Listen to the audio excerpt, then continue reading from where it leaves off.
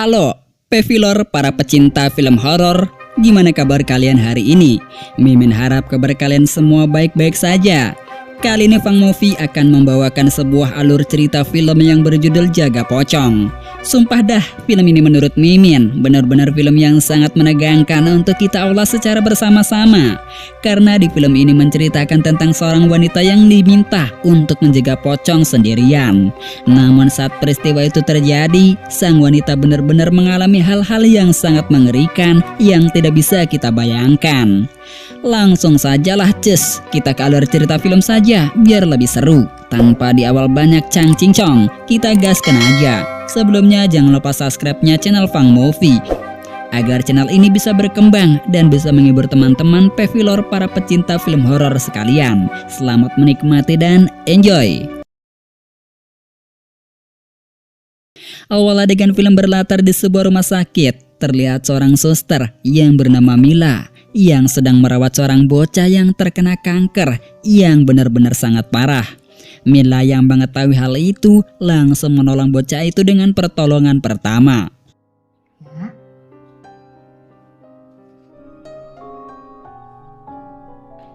Setelah dirasa keadaan bocah itu sudah membaik, kemudian Mila didatangi oleh seorang teman wanitanya, kita sebut bernama Indah. Pada sebelum Mila pergi, ia mengatakan kepada Indah agar tetap memperhatikan kondisi bocah itu, karena kondisinya kapan saja bisa memburuk secara tiba-tiba. Namun ketika Mila akan pergi, tiba-tiba saja ia mendengar suara burung wik wik wik, yang menurut mitos kepercayaan warga di sana, jika ada suara burung itu pasti akan ada orang yang meninggal.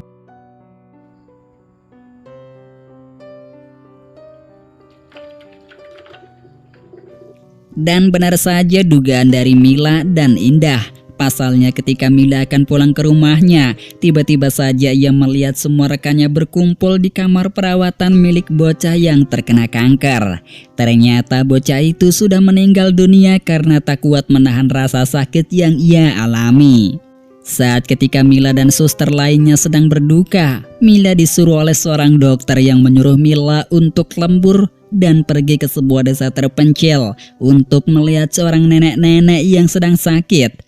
Pada awalnya Mila menolak permintaan dari dokter seniornya, namun dokternya itu hanya menginginkan Mila untuk melihat kondisi dari nenek-nenek itu. Sehingga karena keterpaksaan, Mila pun setuju dengan perintah atasannya itu. Singkatnya, setelah Mila menempuh perjalanan yang cukup jauh, ia pun telah tiba di rumah seorang nenek-nenek yang akan ia periksa. Rumah itu pun nampak sangat megah sekali, namun dari luarnya terlihat sangat menyeramkan. Saat Mila mulai mengetuk pintunya, datanglah anak dari nenek-nenek yang akan ia periksa. Anaknya bernama Radit, namun sangat disayangkan, nenek Radit ternyata sudah meninggoy terlebih dahulu sebelum Mila tiba ke sini. Radit meminta tolong kepada Mila untuk segera memandikan jenazah dan juga mengkafani mayat neneknya itu. Mila pun pada waktu itu sempat ragu untuk membantunya. Pasalnya masa di desa ini tidak ada sama sekali para tetangga yang datang untuk berziarah. Yang akhirnya meskipun Mila terpaksa, namun ia tetap menjalankan sebagai kewajibannya untuk menolong orang yang sedang membutuhkan bantuannya. Radit mengatakan kepada Mila sebelum neneknya menghembuskan nafas untuk yang terakhir kalinya. Ia berpesan agar Mila memakaikan kain kafan yang sudah ia persiapkan terlebih dahulu sebelum ajal menjemputnya. Lalu Mila pun langsung memandikan jenazah nenek itu sesuai dengan SOP dari rumah sakit. Dengan tenangnya, Mila mengurus jenazah itu dengan sepenuh hati.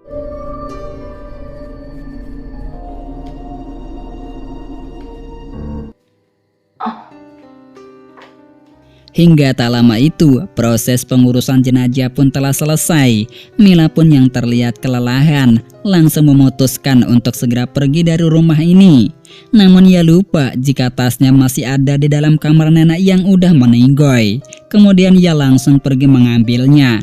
Namun saat ia sudah berada di sana, Mila merasakan bulu kuduknya berdiri tegang, yang menandakan ia merasakan ada aura-aura yang sangat mengerikan di dalam rumah tersebut. Radit pada saat itu telah menerima kabar dari TPU, tempat untuk mengubur neneknya. Petugas TPU itu mengatakan jika tanah untuk menguburkan jenazah neneknya telah terkena lahan sengketa. Yang hal itu tentu saja harus membuat Radit turun tangan untuk membereskan permasalahan ini. Radit meminta tolong kepada Mila sekali lagi untuk menjaga jenazah neneknya terlebih dahulu karena ia akan pergi ke petugas TPU sekitar desanya. Yang hal itu lagi-lagi membuat Mila bimbang. Di sisi lain ia juga sudah kelelahan ingin beristirahat.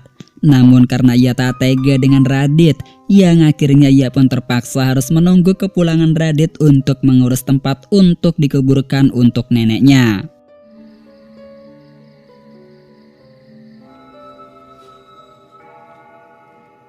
Saat Radit sudah pergi, hal-hal aneh pun telah muncul. Yang hal itu tentu saja membuat Mila keheranan. Pasalnya Mila melihat jika kapas yang berada di hidung pocong tiba-tiba saja terlepas. Mila pun langsung memasangkan kembali kapas itu ke hidung sang pocong. Ditambah lagi saat Mila sedang berada di ruangan lain, ia mendengar ada suara-suara bising yang mengganggu telinganya. Mila pun benar-benar dibuat sangat penasaran dengan suara-suara bising tersebut. Sehingga Mila pun langsung pergi untuk mengecek asal dari bunyi suara bising itu. Hingga masuk ke kamar Novi, putri dari Radit.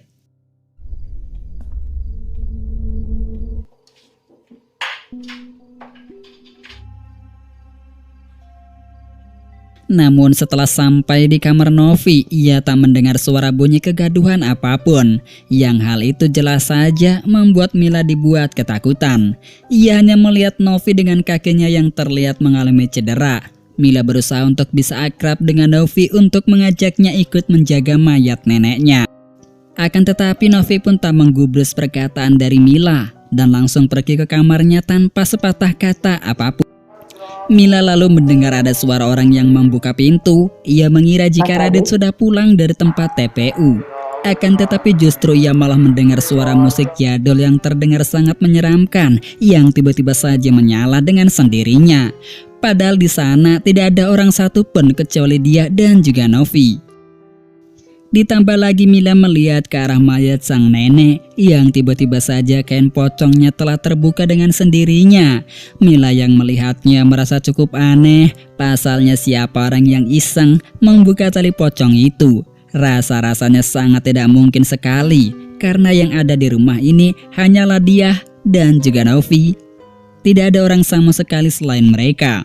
Tanpa banyak berpikir lagi, Mila pun langsung memperbaiki tali pocong yang telah terbuka itu.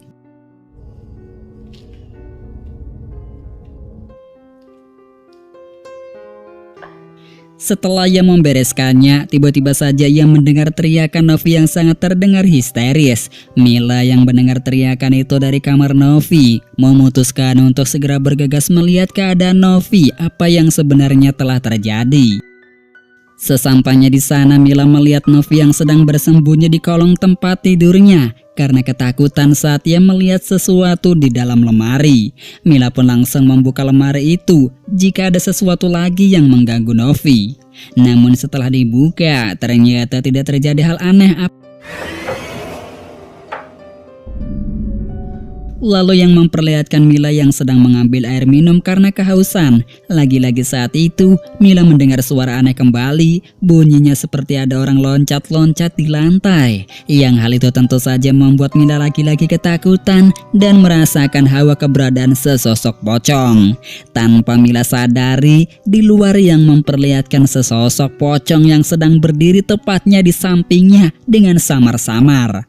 Mila yang dibuat penasaran langsung mencari lagu bunyi-bunyi yang membuatnya ingin tahu suara apakah itu. Namun saat Mila mencoba mencarinya, disinilah telah muncul sesosok kuntilanak.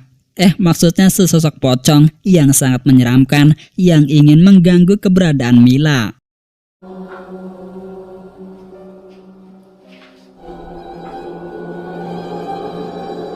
Untungnya kejadian itu hanyalah sebuah mimpi Mila yang telah sengaja ketiduran saat sedang menunggu Novi. Namun Mila tak melihat Novi di kamarnya. Lalu Mila langsung mencari keberadaan Novi. Namun yang membuat Mila terheran-heran adalah di saat ia melihat keanehan yang telah terjadi pada Novi yang tiba-tiba saja berlarian ke sana kemari dengan sangat cepatnya. Padahal Novi di awal kakinya telah cedera. Bagaimana mungkin Novi bisa jalan secepat itu? Mila pun benar-benar dibuat keheranan dengan tingkah laku Novi yang tiba-tiba saja bertingkah aneh. Radit saat itu menelpon Mila untuk memberitahukan jika kasus sekentannya masih dalam proses. Namun Mila langsung mengatakan kepada Radit agar segera pulang ke rumah karena setelah kepergian Radit, ia banyak mendapat hal-hal aneh dan teror terus-menerus dari sesosok pocong demit.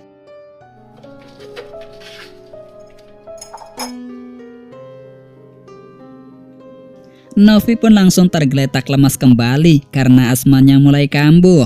Mila yang panik pun langsung bergegas untuk mengambil alat bantuan pernapasan Novi. Saat berada di kamarnya, Mila benar-benar dibuat sangat-sangat histeris. Pasalnya telah muncul sesosok pocong yang selama ini telah menerornya. Mila yang melihat itu kemudian langsung memutuskan untuk menjerit dengan suara yang sangat keras, berharap agar orang bisa mendengarnya. Namun berhubung rumah Radit agak jauh dari rumah penduduk, yang alhasil Mila pun harus berjuang sendiri untuk melawan ketakutannya.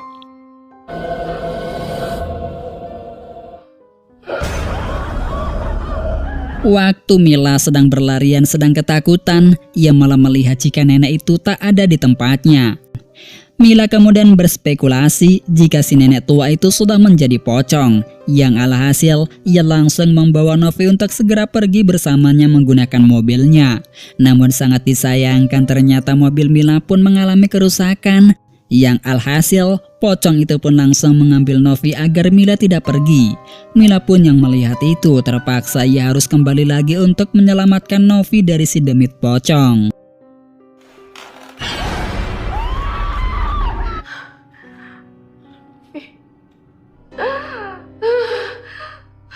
Saat Mila masuk ke rumah kembali, ia melihat Novi yang sudah kerasukan arwah setan dan demit jahat yang sudah merasukinya. Yang hal itu tentu saja langsung menyerang Mila yang sedang dalam kondisi yang sangat ketakutan yang luar biasa. Novi langsung menyerang Mila, namun untungnya Mila bisa keluar dari kamar Novi.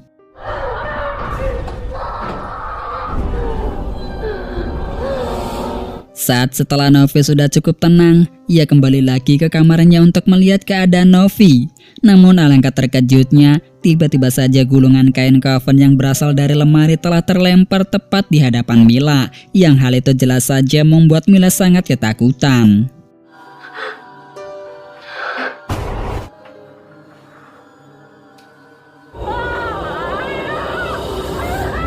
Saking ketakutannya Mila pun terjatuh saat melarikan diri dan lagi-lagi ia harus mendapatkan teror dari pocong itu kembali.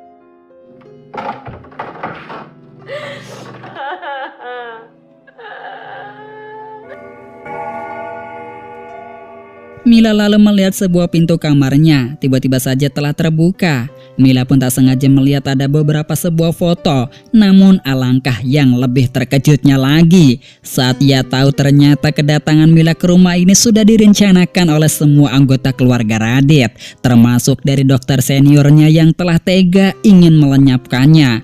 Jadi di sini kedatangan Mila hanyalah untuk dijadikan tumbal saja. Bahkan terlihat Radit dengan senyum jahatnya. Dan yang lebih membuat Mila tercengang lagi, ia melihat sosok si nenek peot yang tiba-tiba sudah berada di hadapannya. Mila lalu diberitahu oleh sang nenek peot mengenai rencana jahatnya karena ia ingin membangkitkan suaminya yang sudah tiada. Dalam waktu kurun 3 hari, ia harus mencarikan tumbal sebagai tempat baru untuk tubuh suaminya itu. Bahkan yang lebih wedannya lagi, ternyata Radit sebenarnya suami dari si nenek yang sudah bertukar jiwa raga dengan tubuh orang lain. Bahkan Novi pun sebenarnya bukanlah seorang bocil biasa. Istri saya telah berhasil menemukan. Kini giliran Mila, tubuhnya yang akan dijadikan wadal. Itu dalam bahasa Sundanya. Namun dalam bahasa Indonesianya akan dijadikan tumbal. Bagi keluarga Radit agar tubuh sang nenek bisa berpindah dengan tubuh Mila. Mengetahui akan hal itu, Mila pun berusaha kabur untuk melarikan diri. Namun sangat disayangkan aksinya tidak membuahkan hasil sama sekali. Yang akhirnya Mila pun berhasil ditangkap oleh keluarga psikopat.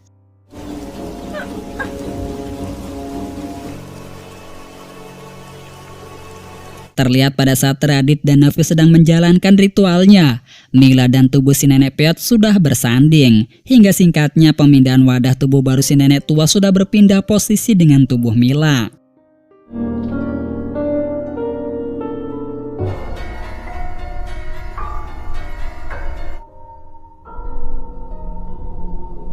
Kemudian Radit pun langsung menguburkan hidup-hidup Mila. Betapa sangat tragisnya kehidupan Mila yang sudah dijadikan tumbal oleh dokternya sendiri untuk mengubah raga dan jiwa Mila ke tempat tubuh nenek-nenek peot. Yang akhirnya Mila pun harus dibuat meninggoy oleh keluarga laknat ini. Keesokan harinya, di saat keluarga Radit sedang makan bersama, Novi meminta kepada kedua orang tuanya agar ia dicarikan tubuh baru yang lebih dewasa ketimbang tubuhnya saat ini. Kedua orang tuanya pun ternyata sudah merencanakan hal ini karena mereka berdua sudah mendapatkan tumbal selanjutnya.